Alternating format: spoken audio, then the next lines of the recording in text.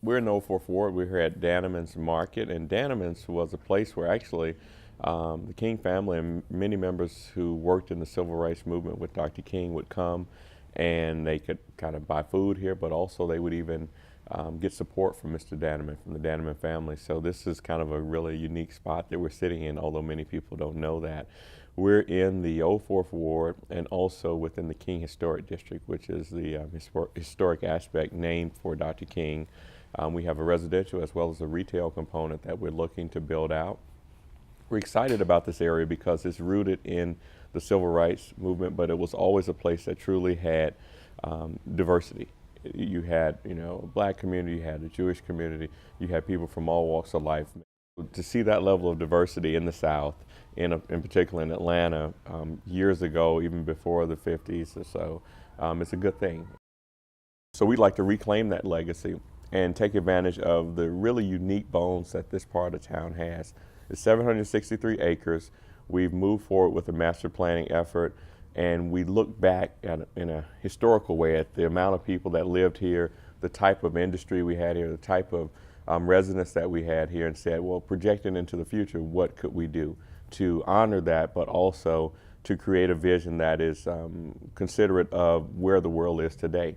The need to have people to live and work in the same place, creating a pedestrian-friendly environment, which is very much what it was like years ago, because there was a job node along the abandoned rail corridor that abuts the community and divides the community from Emmett Park. And that was a place where many people worked and they could actually walk to work. We don't have that as much as we used to have maybe 50 years ago, and we'd like to rekindle that type of concept. Historic preservation is high in our hearts, and we've done everything we can to preserve and reuse buildings. So from buildings such as the Studioplex, which was a 100-year-old cotton compress plant, which is along the belt line, over 100,000 square feet. Dynamic Metals, which I think is probably about 50 to 60,000 square feet. And it was originally a metal fabricating plant, and it was converted to a live-work condo space. About 30 years ago, Coretta Scott King, with members of the community, formed the Historic District Development Corporation with the sole purpose of revitalizing the residential and commercial structures around Dr. King's birth home.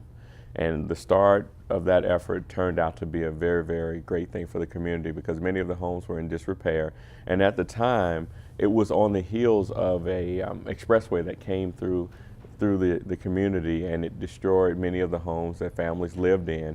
And Ms. King worked with the downtown business structure to come up with a strategy to house people and to rehouse people who would have otherwise been displaced. So this was really a no gentrification approach, a way of not displacing residents and creating homes that were affordable. It's been a model for how you do it right, house by house, block by block, street by street, until you get a neighborhood to turn over. If I had to think of a mascot for the Old Fourth Ward, I'd call us pioneers. We are the pioneers. That's what we do. We kind of take the leading edge. What's so beautiful about the community is that you can actually see this organic growth happen and you can be a part of it.